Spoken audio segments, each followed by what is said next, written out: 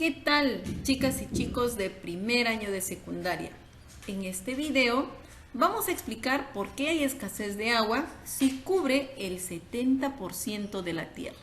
Les saluda la licenciada Angélica Carguas González. Podemos ver ahí un mensaje donde nos dice: el agua no se negocia, nuestras vidas valen más que tus ganancias. ¿Cuántas de las industrias cuidan el agua? ¿Cuántos de los centros mineros utilizan bien el agua? Entonces, lo dejamos a su reflexión. Así que, chicas y chicos, atentas y atentos que vamos a explicar por qué hay escasez de agua.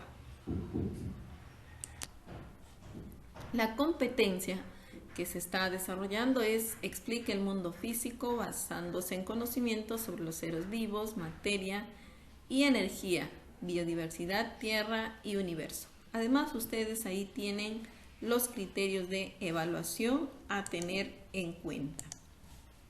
Continuamos.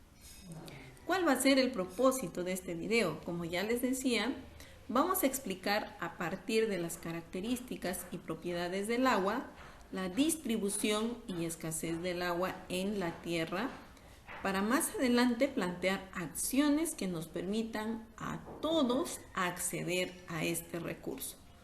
Todos tenemos derecho a la vida, y si el agua es vida, entonces tenemos derecho al agua. Tomemos en cuenta entonces que en la naturaleza existen recursos naturales de tipo renovable y no renovable. Y la pregunta que nos planteamos es: ¿qué tipo de recurso natural es el agua? Ahora te toca a ti argumentar tu respuesta. Luego de haber definido si el agua es un recurso natural renovable o no renovable, ahora reflexionemos junto a los miembros de nuestro hogar sobre la información presentada en la actividad anterior. Nos planteamos las siguientes preguntas. ¿Por qué existen diferencias en el consumo de agua de las personas? La segunda pregunta. ¿Consideras que el consumo de agua es el mismo en todo el país y el mundo? Ahora debes explicar cada una de tus respuestas a las preguntas planteadas. Por ello, debes registrar tus respuestas en tu cuaderno de trabajo. Recuerda que estamos trabajando un tema muy importante sobre el recurso natural que es el agua. Para seguir reflexionando, ahora debes observar la imagen sobre el porcentaje de agua mundial y el porcentaje de la población. Puedes observar aquí en América del Sur, por ejemplo, que hay 26% de agua y 6% de personas. En América del Norte y América Central, observen, 15% de agua y 8% de población con referente a todo el espacio. En Europa, 8% de agua y 13% de población. Miren cómo se va marcando la diferencia. África, 11% de agua y 13% de población. En Australia y Oceanía, 5% de agua y 1% de personas. En Asia, 36% de agua y 60% de personas. Pueden observar aquí en este gráfico la relación que existe entre el total de población y el agua que existe en ese continente. En Asia, miren lo que está pasando: 60% de población y 36% de agua. Miren la diferencia en América del Sur. Te dice 26% de agua y 6% de población. ¿Qué nos quiere decir cada uno de ellos? Entonces, la pregunta que nos tenemos que plantear para luego registrar en el cuaderno de trabajo es la siguiente: que nos indica el porcentaje de agua que existe a nivel mundial y el porcentaje de la población. El análisis que íbamos haciendo, describiendo, es lo que ahora tú tienes que anotar. Pero recuerda que debes explicar y argumentar lo que estás observando. Tienes unos minutos para dar respuesta a esta interrogante. Luego de haberte tomado algunos minutos para dar respuesta a las interrogantes planteadas, ahora vamos a pasar a momento de lectura. Es importante que consideremos que al revisar información en lecturas, debes identificar ideas principales sobre el agua. Para esto te recomiendo que hagas el subrayado, además de tomar notas y escribir las ideas con tus propias palabras.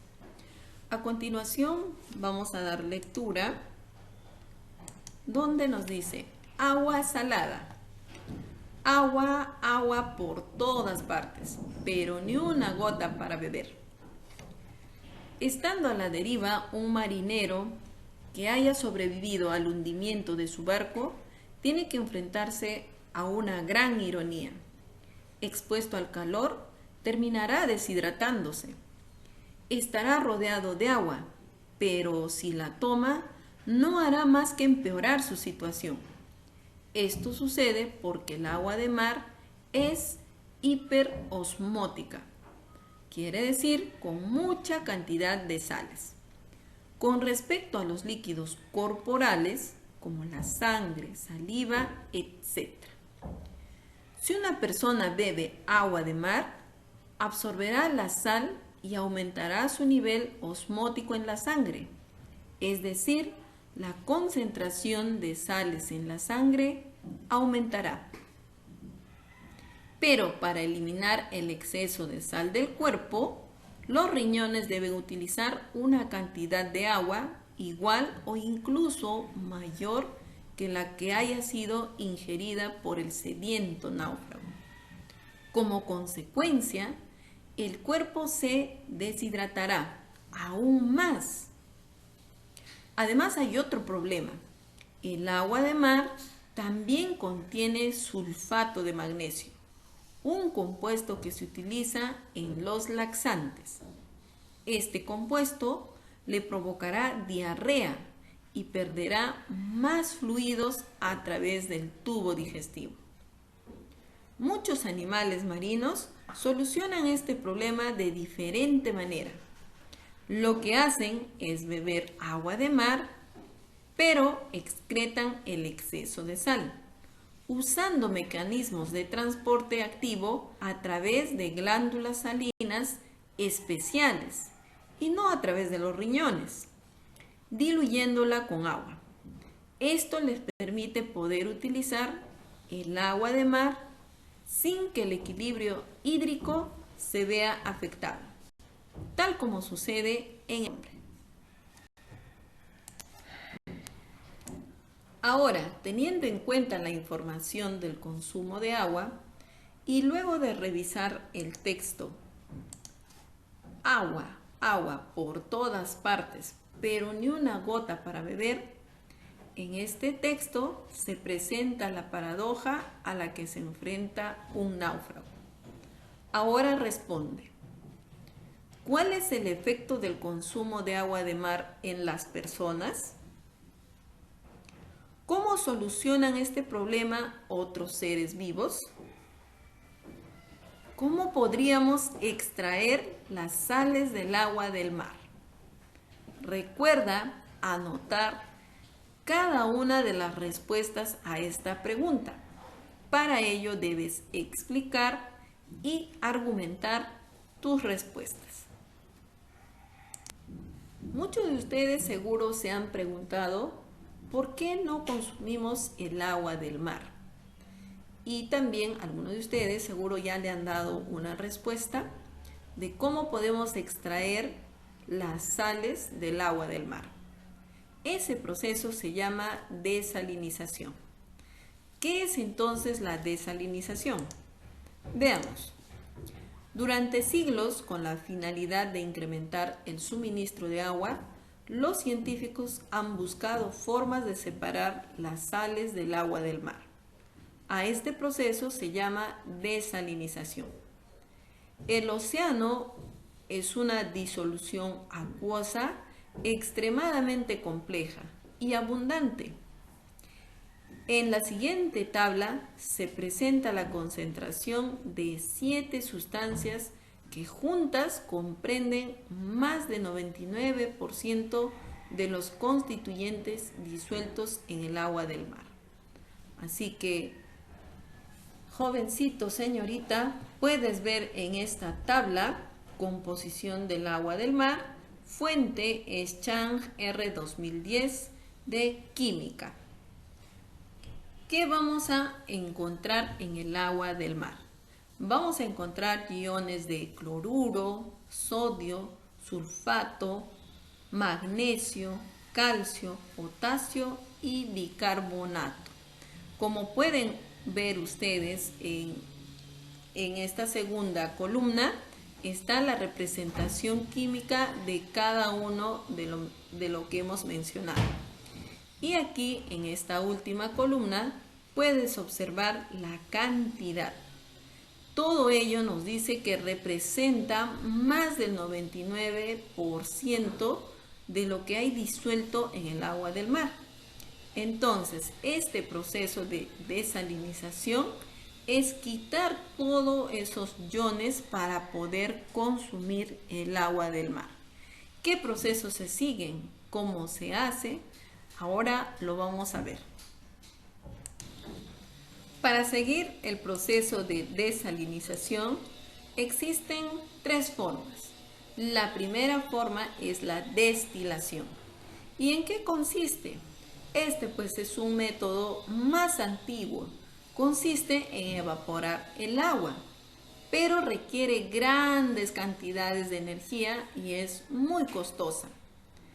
En la actualidad existen destiladores solares que funcionan a baja escala. Entonces pueden ver acá, esta es una forma de desalinización que nos dice es la destilación. ¿Cuál es la otra forma? La congelación. ¿Cómo es este proceso? Durante la congelación del agua de mar se separa la sal permitiendo su extracción. Este método requiere menos energía, pero es muy lento. Por último, tenemos el proceso de osmosis inversa. ¿Y en qué consiste? Utiliza grandes presiones para movilizar el agua de mar muy concentrada hacia una solución de agua poco concentrada a través de filtros que se encargan de retener las sales. Esta técnica se realiza a baja escala. Miren, entonces tenemos 3 procesos que podemos seguir para extraer las sales minerales del agua del mar. Tenemos la destilación, la congelación y la osmosis inversa. Y acá estamos explicando, ¿no?, si es un proceso, como acá nos dice lento, aquí nos dice a baja escala, lo mismo que en la destilación, a baja escala. Continuemos. Ahora explicaremos el proceso de osmosis inversa. Para ello, vamos a conocer primero lo que es la osmosis. Este es el proceso mediante el cual se moviliza el agua de un medio con una determinada concentración a otro que tiene mayor concentración de solutos. Los solutos son sustancias que están disueltas como sales, azúcares o iones. En la siguiente imagen observas el tubo en forma de U. Aquí tenemos el tubo en forma de U. Está dividido por una membrana semipermeable. Esta es la membrana. Aquí están representándolo con estos puntitos. Que funciona como un filtro con poros muy pequeños que retienen solutos, pero no al agua. Lo que pasa entonces en este tubo es que está lleno de agua, pero aquí está una membrana, ¿no?, que va a servir de filtro. Entonces nos dice que aquí pase el agua con poca concentración de solutos. ¿Qué más? Al inicio nos dice se pone en contacto las dos soluciones con concentraciones de solutos diferentes. Después de un tiempo se observa que las concentraciones en ambos tubos se equilibran, debido a que el agua pasó de la solución de baja concentración hacia la solución con alta concentración.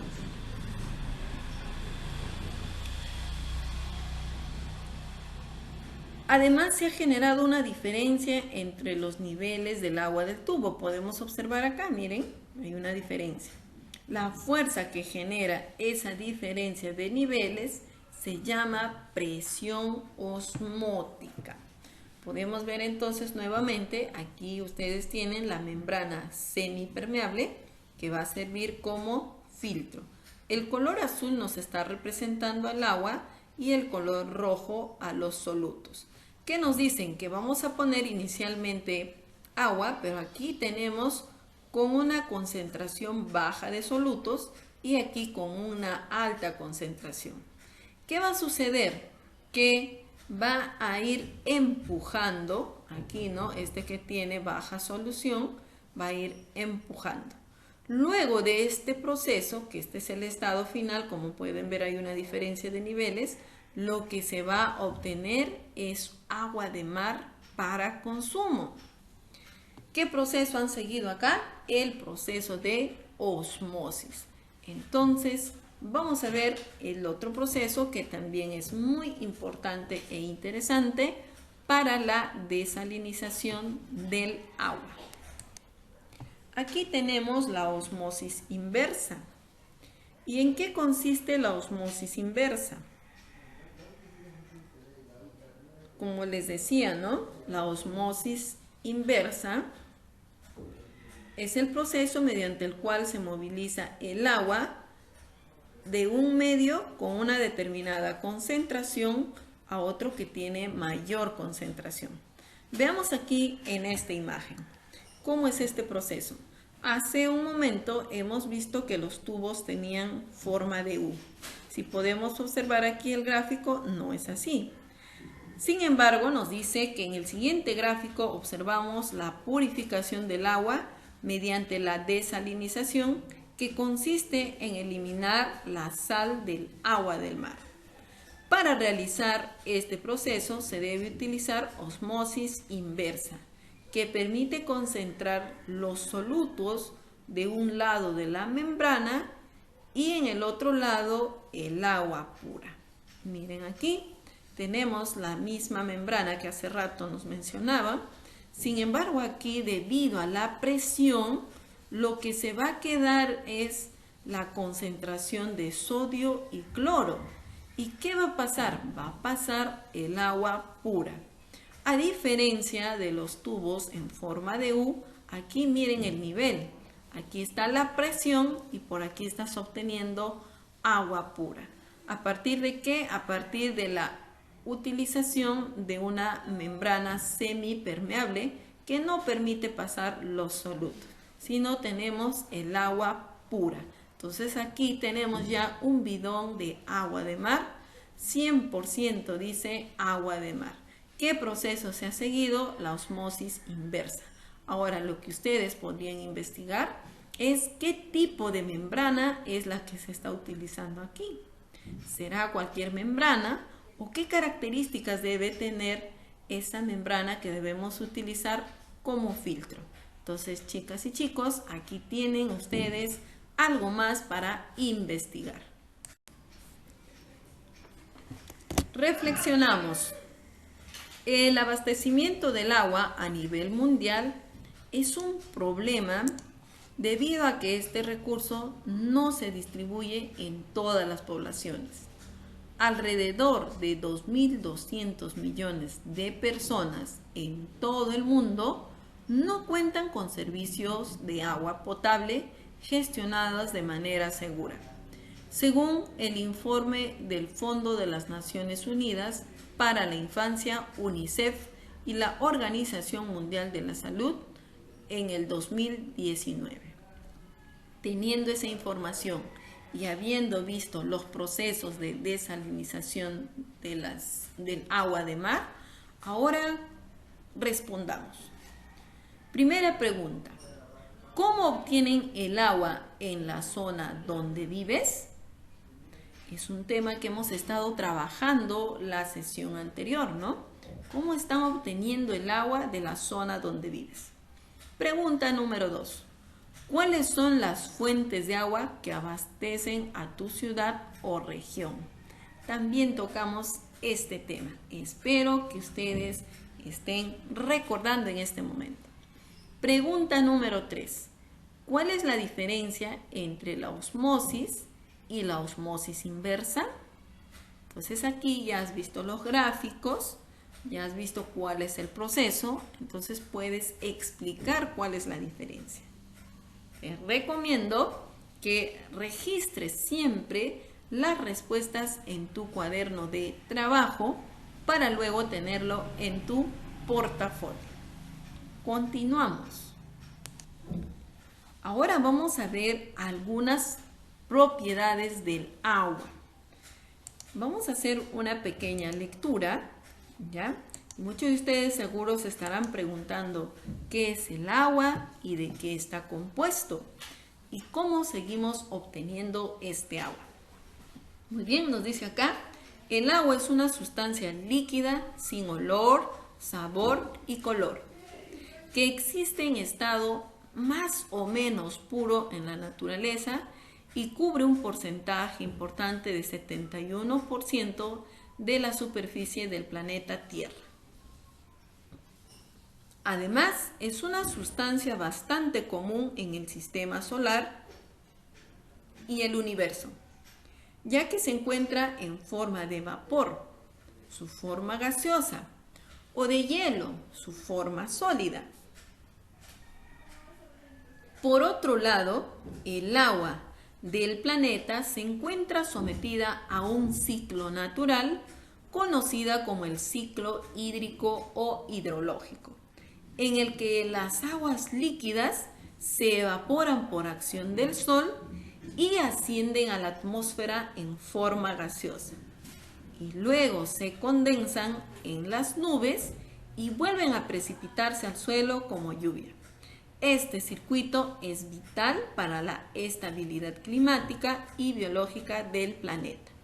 Podemos observar aquí en los océanos, lagos o ríos que gracias al calor del sol, estas van a evaporarse. Esta evaporación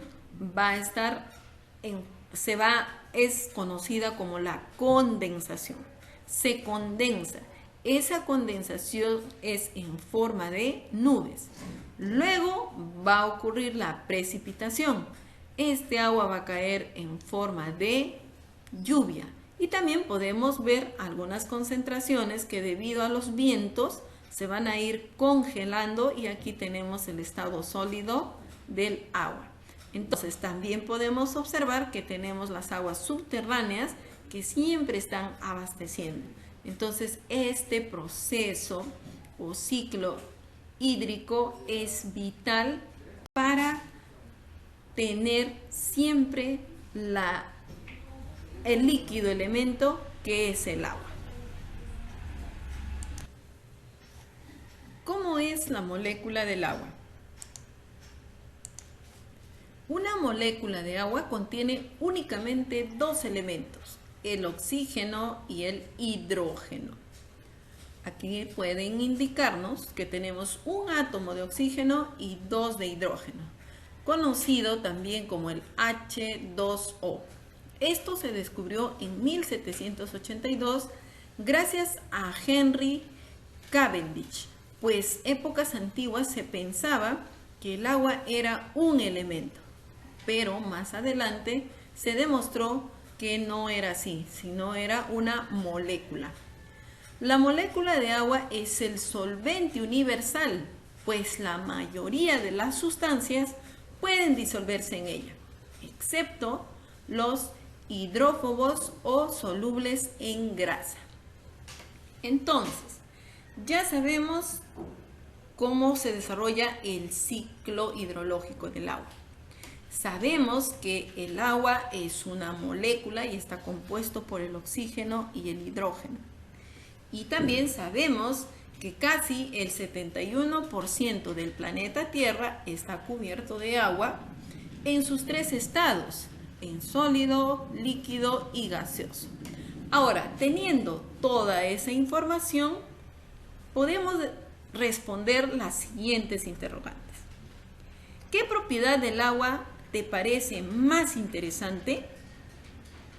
¿Por qué se han asentado los humanos cerca de fuentes de agua? Escribe 3 ejemplos que se dan en tu hogar donde utilices el agua como el solvente universal. Y si aún te quedan dudas de qué es un solvente universal, aquí tienes algo más para investigar. Nos preguntábamos entonces, ¿por qué hay escasez de agua si cubre el 70% de la Tierra? Bien, la escasez del agua es la falta del recurso vital o líquido y elemento para satisfacer la demanda del consumo. ¿Por qué se da este problema? Este problema del agua se da por múltiples factores, entre ellos la contaminación ambiental. Podemos obtener agua pero contaminada. Y también podemos observar aquí en la imagen cómo nosotros mismos contaminamos los ríos, los mares, y esto no permite que ese agua sea limpia para el consumo. Pueden observar aquí en imagen qué tipo de agua es el que está consumiendo este niño. Es un agua contaminada, es un agua sucia, y pues esto va a producir enfermedades. Lo otro es el mal uso que le damos al agua. Época de carnavales nos estamos echando agua y eso no lo debemos hacer porque hay mucha gente en el mundo que necesita el agua. Por eso debemos recordar, ¿no?, lo que nos decían: gota a gota el agua se agota. Si tienes caños, grifos malogrados, tienes que arreglarlo, porque a medida que se va yendo el agua, piensa, ese recurso lo necesita alguien más. Así que, estudiantes de primer año, está en nuestras manos evitar que haya esta escasez de agua, ¿ya? Entonces, evitemos contaminar, evitemos darle mal uso, y pues también procuremos que las fábricas o los centros mineros no contaminen nuestro agua para nuestro consumo. Muy bien, entonces aquí ya estamos respondiendo por qué hay escasez de agua. Y quizás estoy obviando algunas cosas y ustedes son los indicados para anotar otros factores. Ahora sí, ya podemos explicar por qué hay escasez de agua si el 75% de ello está cubierto de agua. Finalmente, debemos elaborar nuestras conclusiones. Para redactar nuestras conclusiones, debemos tener en cuenta lo siguiente. Primero, todas las ideas que hemos recogido en las preguntas que estaban presentes en esta actividad. Ustedes han ido generando sus ideas respondiendo las preguntas que se les ha planteado. Además, reflexionamos sobre ¿por qué el agua sostiene o mantiene a los seres vivos? ¿Qué aplicaciones tiene el conocimiento de las propiedades del agua en el hogar, salud o la industria? ¿Cuáles son las tecnologías que permiten extraer la salinidad del agua? ¿Cuántos litros de agua consumimos al día en nuestro hogar? Chicas y chicos, entonces, toda esta información la van a colocar en un organizador visual de manera creativa. Recuerda siempre registrar en tu cuaderno para luego colocarlo en tu portafolio.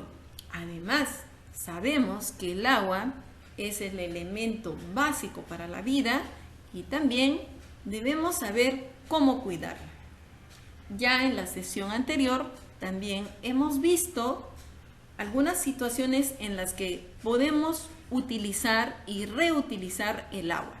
Así que, chicas y chicos, gracias por compartir esta oportunidad y estoy atenta a sus reflexiones sobre el agua.